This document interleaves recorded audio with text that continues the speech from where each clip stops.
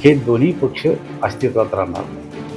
राष्ट्रवादी शरद पवार आणि शिवसेना. उद्धव ठाकरे साहेबासारखा काळा बुरखा घालून शेपूट खाली घालून मागच्या दारांना मी विधान परिषदेत नाही गेलो. हे कोण चालले आम्हाला म्हणला की यांची पक्षात काही नाही. यांनी फक्त 2.5 वर्ष काढले, त्याच्यात त्यांनी लाच गमावून टाकली. ते काय आमची सांगू किंमत आणि किंमत. मुंबईमध्ये उद्धव ठाकरे राज ठाकरे यांची एकत्रित पत्रकार परिषद झाली. त्यामध्ये उद्धव ठाकरे असं म्हणाले की दानवेंना आता त्यांच्या पक्षात किंमत राहिलेली नाही आणि त्यावरच राज ठाकरे असे म्हणाले की उत्तर देवांना द्यायचे असतात, दानवांना नाही. राज ठाकरे साहेब सोडून द्या, ते आमचे मित्र आहेत. उद्धव ठाकरेला मी सांगतो की त्यांची कुठं धुपट निघालं त्यांचं की नगरपालिकेच्या निवडणुका चालू असताना मी राज्यभर प्रवास करतो. पक्षाने मला स्टार प्रचारक म्हणून इतर आमच्या नेत्याबरोबर घोषित केलं होतं. त्यामुळे मला अनेक ठिकाणी जावं लागलं. जात असताना एकेकाळची शिवसेना आणि आताची शिवसेना यातला मला फरक जाणवला. एक दिवस असा होता की आम्ही भारतीय जनता पार्टी शिवसेना युतीचा विजय असो असं म्हणू शकत नव्हतो. लगेच शिवसैनिक आम्हाला धरधर म्हणता, भारतीय जनता पार्टी शिवसेना युतीचा नाही, शिवसेना भारतीय जनता पार्टीचा विजय असो असं म्हणायला लावायचे. पण ते बिचारे शिवसैनिक आता सध्या गलित गात्र झालेले वाटले.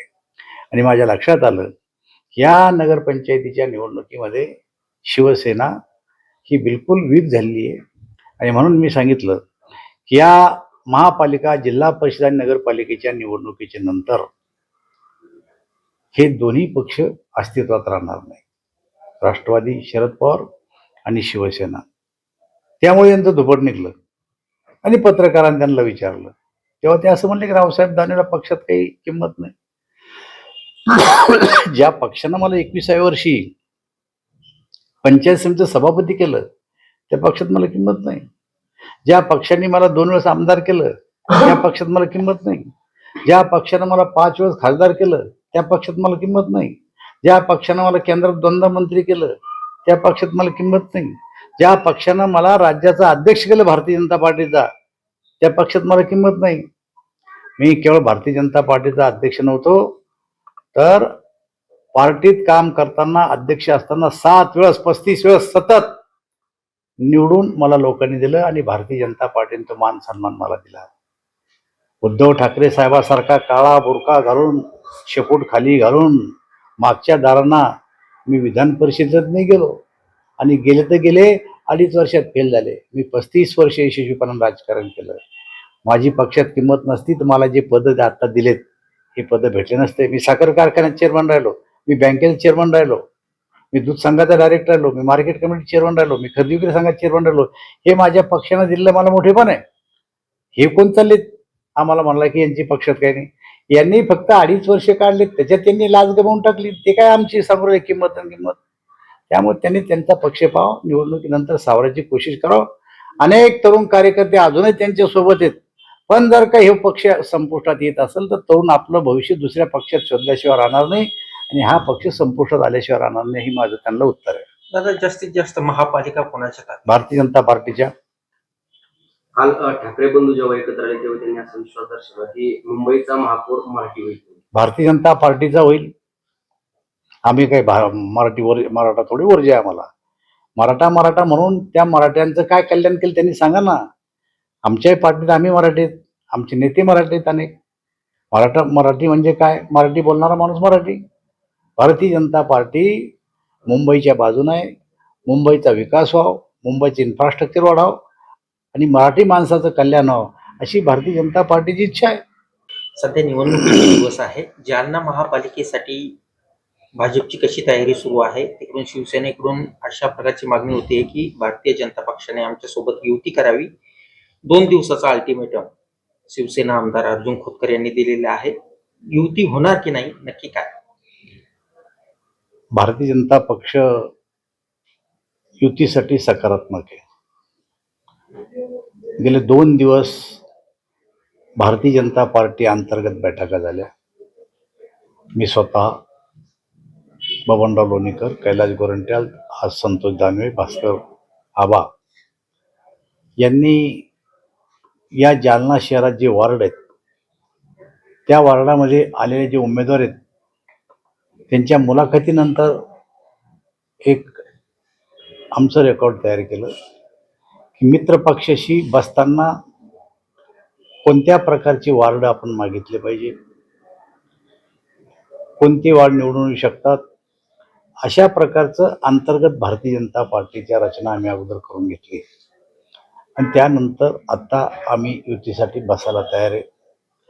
अशा प्रकारचा प्रस्ताव आज कैलास गोरंट्याल आणि भास्कर आव्हा हे 5 वाजेनंतर त्यांच्याकडे देणार आहे. सकाळी आम्ही अरविंद चव्हाण राष्ट्रवादी काँग्रेसचे जे जिल्ह्याचे अध्यक्ष आहे त्यांच्याशी मी, बबनराव, कैलास गोरंट्याल, भास्कर आव्हा, संतोष दानवे यांनी चर्चा केली. आत्ता ब्रह्मानंदजी चव्हाण आणि आम्ही आत्ता बसतोय, ते पण आमचे मित्रपक्ष आहेत, त्यांना सुद्धा आम्हाला विचारात घ्यावं लागणार आहे.